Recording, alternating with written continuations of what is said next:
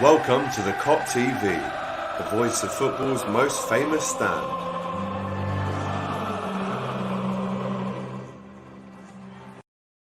Yes, good morning and welcome back to the Kop TV, the voice of football's most famous stand. I hope you're all doing very well. I hope you're all safe. Welcome, it's AGT. First of all, a little apology. We didn't go live on Saturday for a couple of reasons. I was actually in a different place watching the game on Saturday. There was hardware issues, there was software issues. We couldn't log into StreamYard. The mic wasn't working. So I apologise. It was the very first fan cams we've actually missed all season and last season. So I do apologise if you're waiting for that. But to compensate, hey, I've got some nice fellas today. One of them goes by the name of Doyle. He's a freestyler who's from Liverpool but lives in the area. And of course, we have Mr. James Redmond. You already know I am ready. Obviously, lad, we had the technical issues on Saturday or Sunday. What day did we play? Saturday. So, lads, I've missed you, boys. So I'm looking forward to a nice chat. Oh my God, it was sad to be away, but we've got a big game to talk about today. Another Champions League game. They keep coming thick and fast, and if we win this one, lads, we can firmly say that we're in with a great shot of reaching the next round. It's Atalanta away tomorrow in Bologna in Italy. A great start to the season in Serie A for Atalanta. They're only 1 point off the top. They've actually scored 16 goals in their opening 5 games, which is a club record. And they've scored 6 Champions League goals in 2 games as well. So listen, it's going to be a tough one, lads. We'll start off with Doyle. What do we think the atmosphere is going to be like tomorrow, especially going to Italy, but with no fans? And secondly, this is a strong team that maybe not a lot of people know about, but after their run in the Champions League last season, they have popped up on a lot of radars. I don't necessarily, and probably going to not like this, don't necessarily think we're going to win tomorrow. Just because this team is a great attacking force, and they're one of them teams, when they get the momentum, which they've already built up over the start of this season, they can start scoring goals. They literally just read some stats out to me, which reflect how they played last season in the Champions League. Essentially, they were a really attacking side that just didn't show the big teams respect and just went at them and scored goals, lad.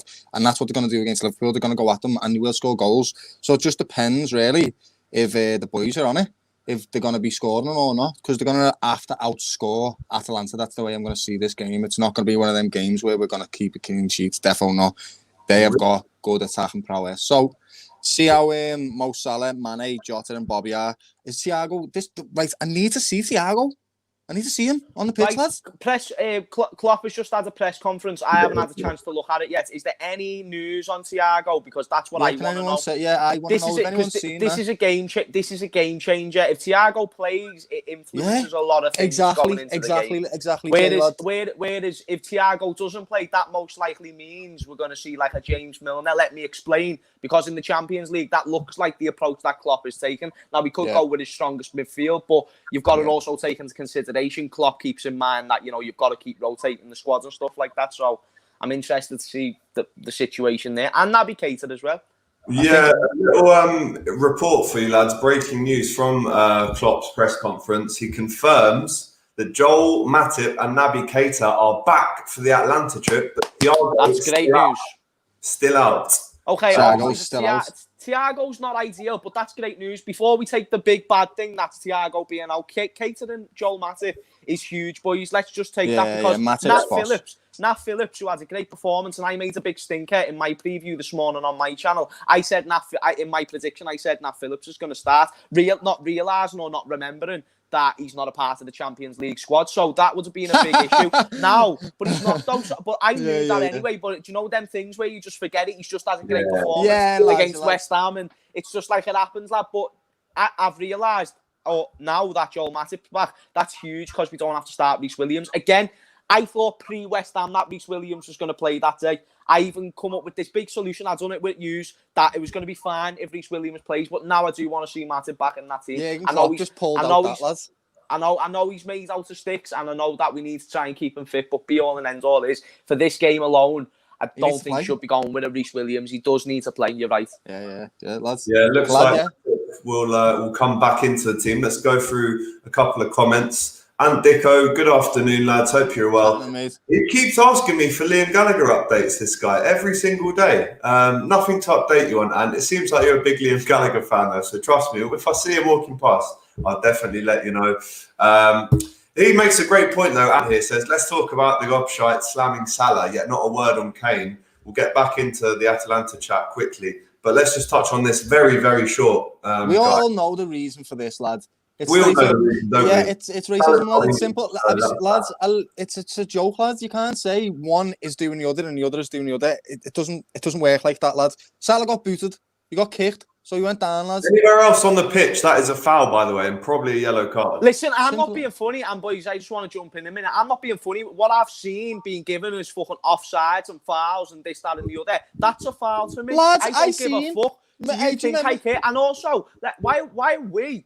And I'm not saying stop talking about it because I know it's a topic of conversation, but why are we even asked? And why, more importantly, Mo Salah does not give two shiny fucks about what anyone says about him. He's scoring goals. He's got 7 goals in the Prem, and he's boss. So any neutral fans on here who's got a vendetta with man like Mo, and you just want to say, oh, he dives. How about you look at the rest of the Premier fucking league? You tits. Everyone dives. And he got touched. Everyone dives.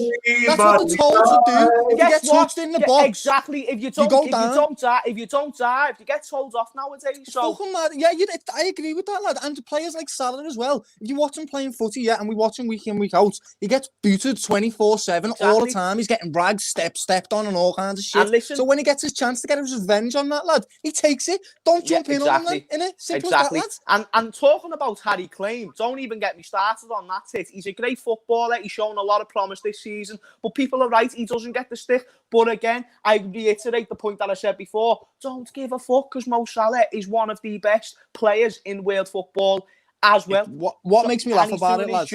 What makes me laugh about it is they're all kneeling down for Black Lives Matter at the start of the game, lads. And racism is literally seeping through in fucking decisions like that, and people slandering because let's be real, lad. It's because he's from Egypt and he's an African player and that. It's as simple as that, lad. Harry Kane's an English white man, so he's being glorified for being intelligent about the way he draws on contact and all that shite. Yeah, it's fucking bullshit, lads. No, it's bullshit, lad. And you're right. Doyle, he's right. Doyle's right there, because the English players and fans about English players have this perception like we're tough as nails and we're not supposed to go down. So if we do go down, we must have been touched. But that's not the case in this instance. So Mo Salah has felt contact, therefore he goes down. Harry Kane does the same thing. Welcome to this generation of football. Yeah, and you know what, Doyle? You've summed it up perfectly. It's about the fact that Mo Salah is from an African country. He's a predominantly smaller size player, so people are just going to quickly assume why is he just tumbling over like a ton of bricks? But it's like, why is Harry Kane going over like that when he's bigger? Do you know what I mean? People are putting 2 and 2 together and making 7. Like, people just don't quite make sense in some occasions. And when it comes to Mo Salah, people say he was a one-season wonder. It's not just a vendetta about Mo Salah diving. It's just a vendetta about Mo Salah because he's turned out to be this nobody into one of the greatest players in world football, and he has a little bit of arrogance. People don't like arrogance. The reason why Cristiano Ronaldo, in many people's eyes, is held from the conversation of being the best player in the world, because people say it's Lionel Messi, is because of his arrogance. But the thing is, though, mate, it doesn't take anything away from his ability on that pitch, and that's what you've got to look at when it comes to that conversation. And I'm not putting Mo in that title, but it's because people don't like to see people doing well, lads, and that's just it. That's that. Perfectly summed up. I can't add anything more to that, to be honest. Let's go back into the Champions League. Arjun here says it's going to be a very tough week. First Atalanta, then Man City on Sunday. Yeah, lad, this is hard. Let's go. Quick question for you both. If it means that we leave Thiago out of tomorrow night's game to have him ready for Sunday against City, we're both happy with that, right? Therefore, lads, that's it, lads. Pep is going to be blown away by Thiago. I even know what did Pep say when we signed Thiago, lad. He was wounded because he knows how much of a good player he is. And what I actually think is, Thiago is probably unmarkable. Let's just say that. I think he's one of them type of players that even if you mark him in the game, he's still going to be effective in some kind of way. You're not taking him out the game. You're not, lad, no. But they might try to, lads, against him. So what I'm thinking is they might leave space for other players like Jota and all the other, Mane and Salah and all that, lad, and Bobby. So I'm hoping that he starts just to fuck with Pep's mind, lad. Just tactically to make Pep go, shit, what am I going to do with him? You get what I mean? That's what I want. That's the type of thing that Pep won't like. If Pep does know any players, it is Thiago, having managed him at Bayern Munich. Do you think if Pep sees Thiago playing on Sunday, James, he's going to realise the threat that he holds? I mean, we all know how good he is, but for some reason, and we know the reason, it was thanks to that tackle on him in the Everton game, but for that reason, we've been deprived of this fella for 2 or 3 weeks. However, we've still won every game without him. Listen, bro, do you know what's crazy? It's mad, and I put a post up on Instagram yesterday, and it was like, no, and it didn't even sum up the full story, but it was just very basic. No Virgil, no Fab. Alisson just came back. VAR's been a prick, and no Thiago. And then I had a clip of Conor McGregor going, no fucking problem, yeah. And you know what, lad? It's true. We're the champions, and we're mentality monsters. Top of the league, and that's top one of the thing that we've shown. Group as well, lads. Without them, because we're mentality monsters. That's just what we show. And the thing, but that does not mean that when Thiago comes back, whatever manager he faces, so whether it's Pep or whether it's Leicester City or whatever, they're going to get the shock of their life, because it's going to be completely different to either what this Sheffield have got and what this West Ham have got is not compared to when a Thiago was in that team, and Everton got a taste of that when they came up against them. And to add to that point, lad, of he's managed them before. Yeah, he will have, lads, but he knows he's that good, and that's the whole point why he'll be like, shit, I can't do anything with this kid because he's too good. Pep might be a great manager, but don't think for a second any manager of that fact. And did he manage him at Barcelona as well? He did. Yeah. Listen, mate, people are going to come up with the conclusion and the answer that he knows Thiago inside and out. The thing is, Thiago is just that good and that intelligent, and he would have evolved since the years of Pep being a Bayern to the point where Pep doesn't even know about Thiago's brain. There's levels to this shit, and we can see that pass alone against Everton was enough to show that his IQ in football is just another level, mate. There's levels. Let's get into some more comments. Big up, lads. It's a shame we couldn't hear you on Saturday, but we have 2 big games now this week, and it's time to see where we are as a team going forward, with us still winning hard. Absolutely. Like we said, it was a shame that we couldn't speak to you guys on Sunday. Jamie Lane, how are you guys doing? Arjun saying it'll be a 3-2 win for Liverpool. Very, very precise. I never saw the Klopp conference, only the Trent one. Keita and Matip both trained yesterday, but Thiago didn't. And obviously, as we all know, Klopp likes his players to have 3 days of full training before he even thinks about having them in the squad. And Stephen sums it up there for us. Darren Whelan, great to see you lads, all looking sharp. Speaking of sharp, Liverpool are not looking sharp, but it's a great sign because we will only get better and our luck will definitely improve. This is the thing. That's it, lads. This is the thing. At the minute, we are not looking sharp, but the fact that we keep winning games and bringing in players to fill in these little positions, aka Nat Phillips, Reece Williams, and still winning games, that must piss everyone off. Yeah, it does, lad. It does. It winds everyone up. I've said it every single week. Liverpool find the next gear, lad. We just got a goal robbed off us. Jota got a goal took off him, lad. And then he scored another one, bro. He's like, I'll just score another one, kid. Fuck it. Boys, I don't want to jinx the story before the story ends, but it's like every season for Liverpool, it's like we just get a little... Do you know, you saw that track record of just Klopp's career success with Liverpool just going up and up and up. But now it's like, how do you go from 97 points in a Champions League to then a Premier League, which is better, to then now? Yeah. But it's like, it can be because when you take into the... So say if we go on to win the Premier League, touch wood and all that, because it's not confirmed. But say if we do, with the circumstances built around the club, this could be the biggest, and I can't believe I'm about to say it with what we've achieved. It could be, is the biggest achievement what Jurgen Klopp's ever achieved at Liverpool. No Van Dijk alone makes that the biggest achievement. Yeah. And on top of all the little injuries that you add to it, that creates another big problem. It's unreal, the things this manager adds and the players, the things that he took from this manager. It's unreal. I think what you're getting at there, lad, is the biggest achievement he's done is his philosophy in this team, which has created, a team where anybody can play and be successful in it, essentially. That's why we can put Nat Phillips in there, lad, and he just does a good enough job to do whatever you need him to do, lad. I agree, lad. His biggest achievement isn't winning the Champions League and the Premier League, lad. His biggest achievement is instilling a winning mentality in this team, lad, and proving that we are where we're supposed to be, lad. That's what his biggest achievement is. He's brought us back to the Liverpool that what we should be, lad. People are scared to play against us, lads. People are scared because even if we don't play our best, we still win. It's like that's what type of team we are, lad. Yeah, so the other day against West Ham, lads, he got that goal taken off us, and I was like, I know we're gonna win this game. I was like, I can just feel that we're still gonna win this fucking game, and we did, lads. We won the game. Jax here says, after everything Liverpool have been through this month, players fully injured, key players taken out, VAR hypocrisy, they have come through shining, top of the league and the Champs League. Good stuff. Yeah, we just touched on that there. Knowing Matip, he will get injured against Atalanta. Don't say stuff like that. But like you have got to be aware of it. Like, it's heavy, he does get injured every 2 minutes. Made out of straw, lads.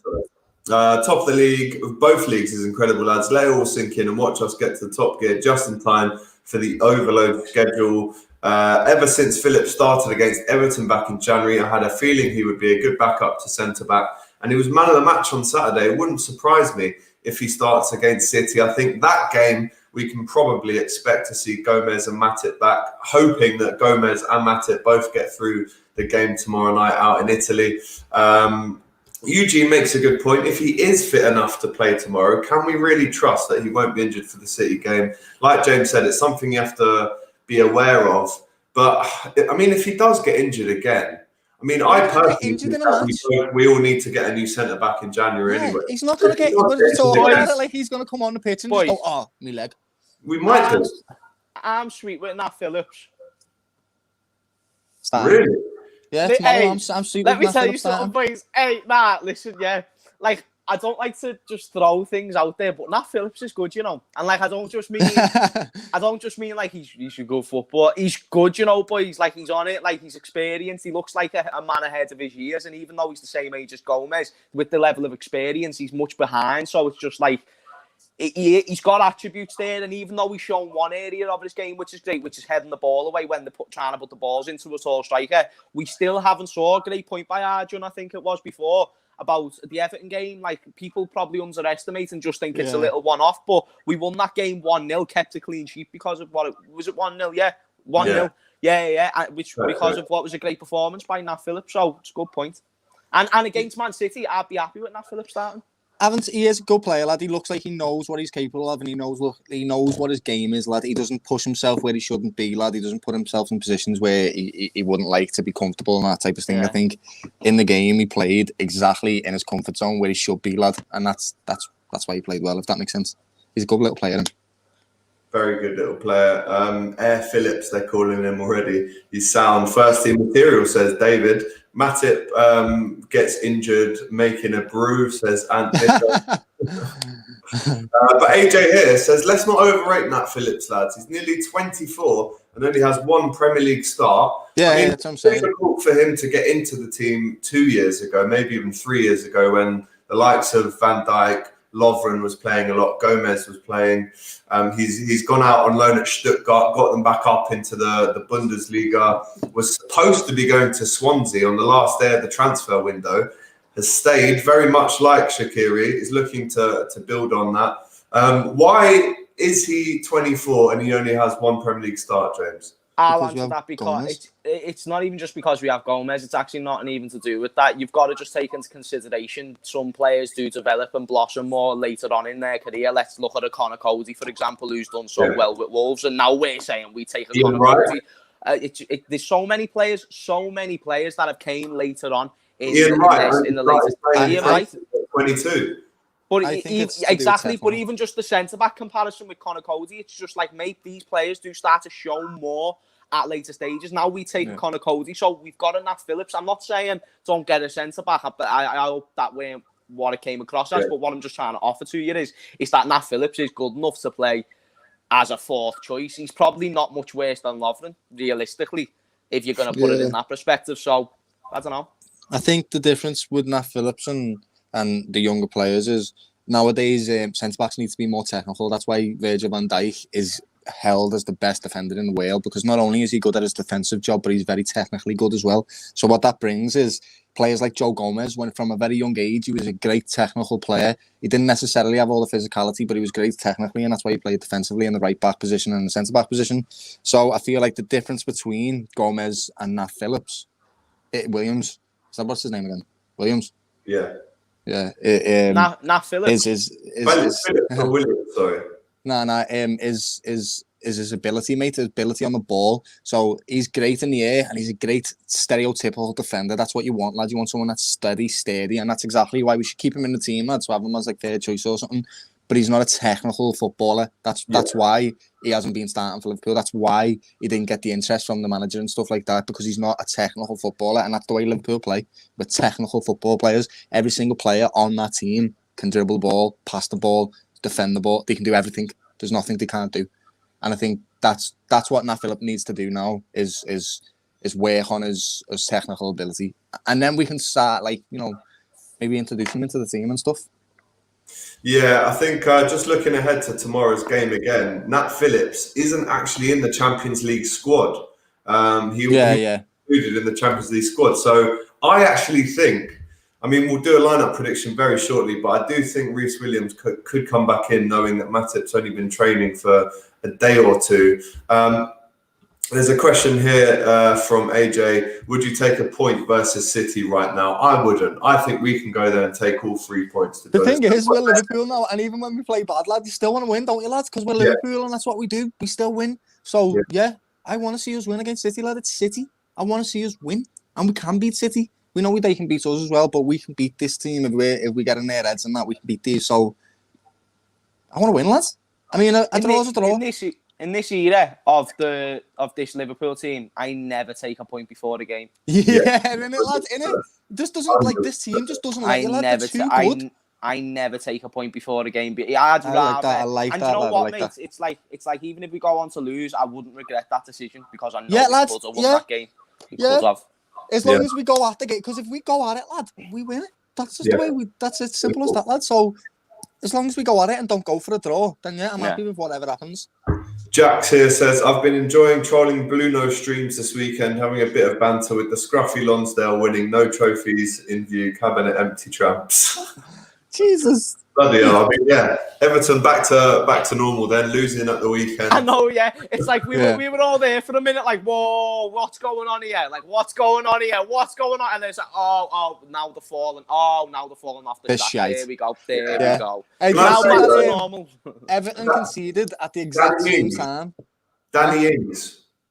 Can I just say, Danny Ings' goal? He's boss, lads. Danny Ings is boss altogether, lads. All I'm saying, fuck me. We took Verge. We took Verge. There's Danny Ings for you. Do you know what I mean? Lad, because that is, do you know what? Innit? That's the way we're repaying Southampton. We're like, nice one for all the business over the years. Here is a prime Danny Ings for you, kidders, in a bit. Literally a prime Danny Ings as well. In a bit, lads. Oh, God. Let's get on back to the Atalanta game then. John here says 3 points and put the group to bed. One thing we should remember, though, lads, we're currently on 6 points, Atalanta on 4. If they beat us tomorrow, they go top of the group, and it completely changes. Obviously, we want to finish this group top. We want to get the maximum points if possible. But it's a massive game tomorrow, isn't it? In terms of pulling away a little bit from Atalanta and making sure that we are firmly in first place. But don't forget, in a couple of weeks, they're back at our place.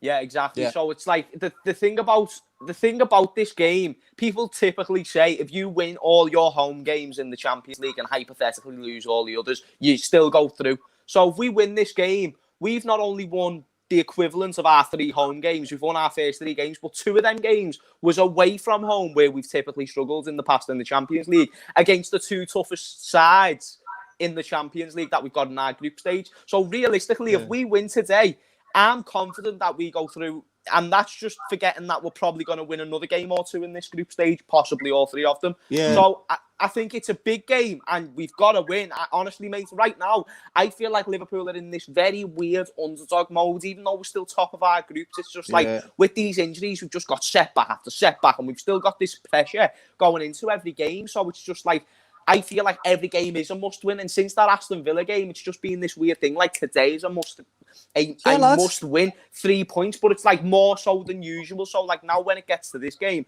against Atalanta, it's a must-win, but it isn't as bad as it could be. We could be coming off of a draw against Ajax and just scraping a win against Midtjylland with an equal 4 points to Atalanta. Whereas now it's like it is at their place. Yes, it could be a draw or something, but as long as we don't really lose, anything's a good result. And I've said that just saying 5 minutes previous, I'd never take a point before any game. But you know what I mean. We can win, lads. We can win the game, lads. One of them. No, we can win. There's not one game in the world that we can't. I'm just trying to say that it's not that bad if we draw. Yeah. I agree, lads. It's not that bad, but I think we'll still win, lads. Still think we'll win both these games, you know. And I say this because I never go into a game, like you said, thinking anything else. Because why would you, lad? Why would you go into any other game thinking, if we just get this, win, lad? That's what we watch football for, so you can win and we can win stuff and celebrate it. You know what I mean? Jack says, guys, what are your thoughts on the government scumbags putting everyone back into lockdown on November the 5th, the weird date? It's a marker. I hate the Tory bastards, justice for 96. No more needs to be said on that than Jack's already just said there. To be honest, we all agree with it. Right, let's get into a starting 11 prediction then, lads. Like Doyle and James have both said throughout the stream, so many injuries still, right? Fabinho out, Van Dijk out, Chamberlain out, Thiago out, Joel Matip only just coming back with Keita, and Tsimikas still out with a thigh injury. Nat Phillips, of course, isn't in the squad. So we're going to start off with the defensive line. I'm going to go with Alisson, Trent, Reece Williams, Gomez and Robertson, to be honest, lads. Reece Williams? I'm going to go with Reece Williams at the back. I just don't think Matip... I think if we're gonna rest Matip to bring him back in, so we've got what looks like a more first choice centre-back partnership, let's save him for Sunday. Let's save him for Sunday against City. There is an argument to say, well, let's warm him up for the Atalanta game to get him ready for City. But if it's one or the other, Reece Williams or a 50% Matip, I'm taking Reece Williams all day long, to be honest, lads, for this Why one. are you going to get a 50% Matip? For what reason? What do you think? What do you think about that, Doyle? Who would you rather see start? Matip, lad. Matip needs to start, lad. If you play football, lad, you need to play football games to be able to start. If you don't play football games, lad, you're not match fit. So he needs to play a football game to be match fit. I'd much prefer him to start at Atalanta so that going into the City game, he's had a game under his belt, so he knows the pace of the game and he's got back to used to it. Because Atalanta are going to be attacking side, so City. I think this is a perfect matchup. He needs to start. So it's 1-1. So we've got a Williams and we've got a Matip. I agree with Doyle. Doyle. I agree with Doyle because, lad, listen, it's like just bring Matip back. Like football is 50%, 60% bullshit. He's a footballer. If he's fit, if Klopp said he's fit, he should be fit. He should be able to play this game. And I understand he is injury prone and stuff like that. But I don't think he's any less injury prone in this game against Atalanta than what he is against City. So it's just like I think get him back in now. Don't need Reece Williams, therefore don't start him. Don't put that pressure on the kid to make his first starting debut in the Champions League or whatever the fuck, and just give it to Joel Matip, who we know will do a job. That team scored 16 goals in how many games, lads? You know what I mean? You don't want to put Reece Williams there, lad. He'll look white, lads. He'll just be like, yeah. Right. I've been overruled, so we'll go with Matip and Gomez in the middle. For me, Henderson's got to play. Milner's got to play. I'm going to go with Shaqiri, lads. I do. I want to see. So you've took out Wijnaldum? I've took out Ginny for this, yeah. Right. I like my midfield then, lad. I want Hendo, Gini, and Bobby. That's what I want to see, lad. I want to see that. I want to see this, lads. I don't think that's going to happen, you know, Doyle. I know, but I want to see it, lads. I want to see it happen. It's not going to happen. See this? I'm sorry, Doyle. Listen, Doyle, lads, I'm on it. And, like, do you know what? On my FIFA career mode, bro, I would absolutely take all this. But right now, my G, let me tell you something, boys, and we'll get into the attack. But Bobby Firmino needs to be dropped, but I'll leave that there with a full stop. My midfield three is Jordan Henderson, absolutely. Gini Wijnaldum. Yeah. And James Milner.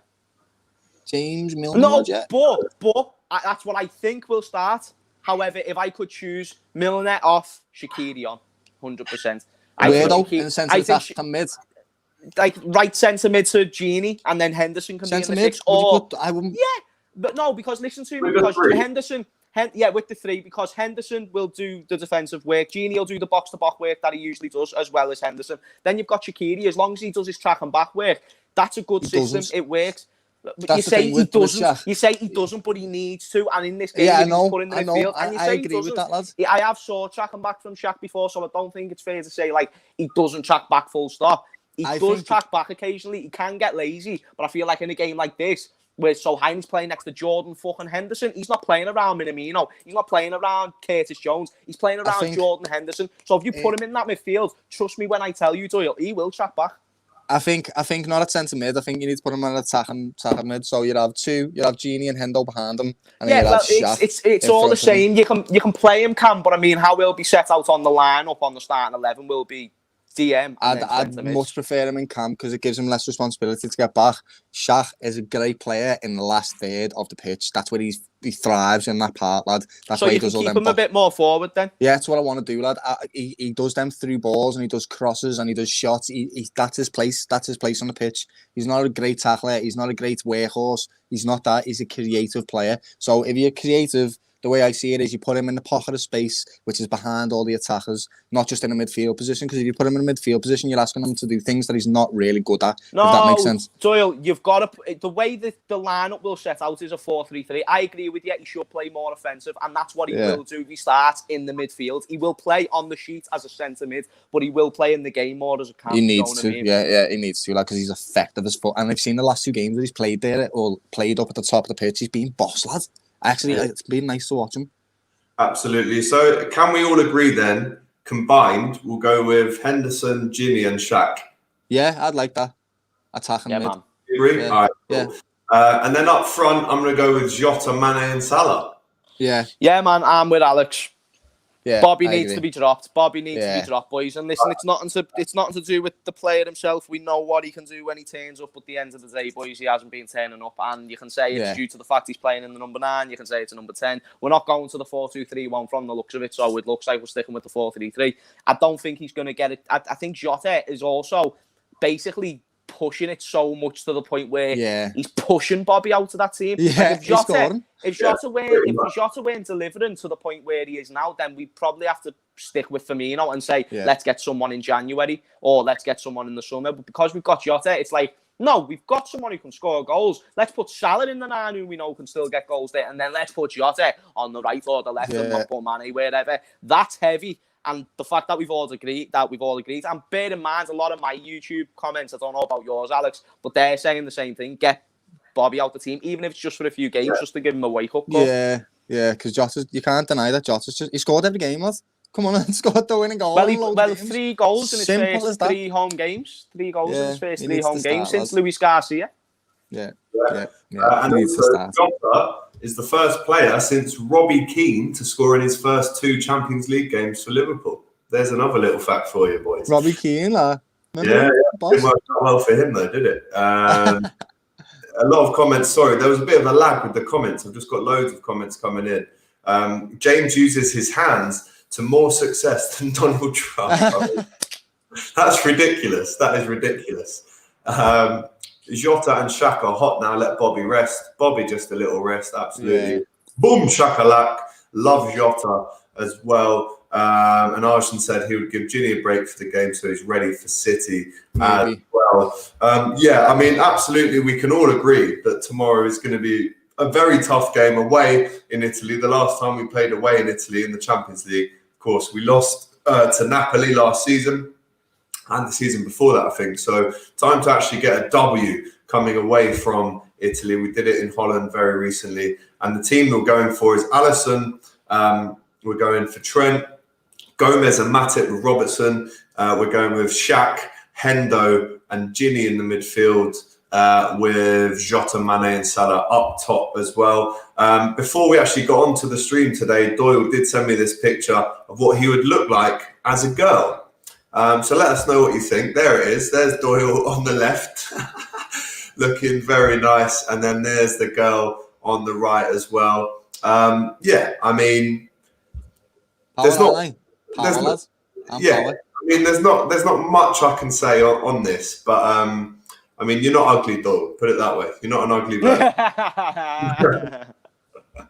You know what I mean? Let us know what you think in the comments there. But yes, Doyle has set up his YouTube channel, and the link to that channel is in the description for this video. James is obviously there as well. The 40-year-old Virgil says, I'd rattle it. So there you go. When's your first video, Doyle? My first video will be very soon. Being with lockdown, and it's actually going to be hard to get onto a pitch. So I'm going to try and think of some cool ideas and get them out there on the YouTube, lads. But I'm going to first do a nice intro video just so you know what I'm all about, what I do, and who I am and that, lads. You know what I mean? Get the intro video up.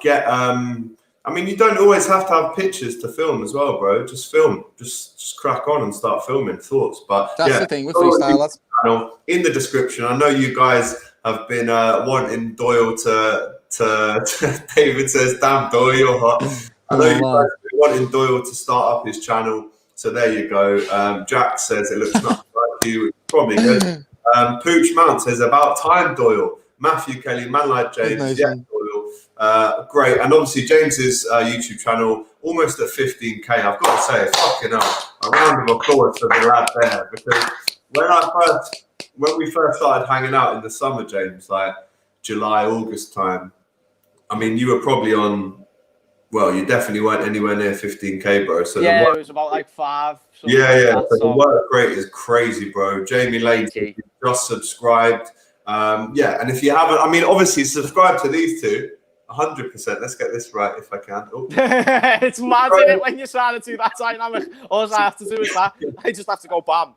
Subscribe to these two, but of course, subscribe to me as well. So Matthew Kelly, let me go sub to Doyle, the sexy bastard.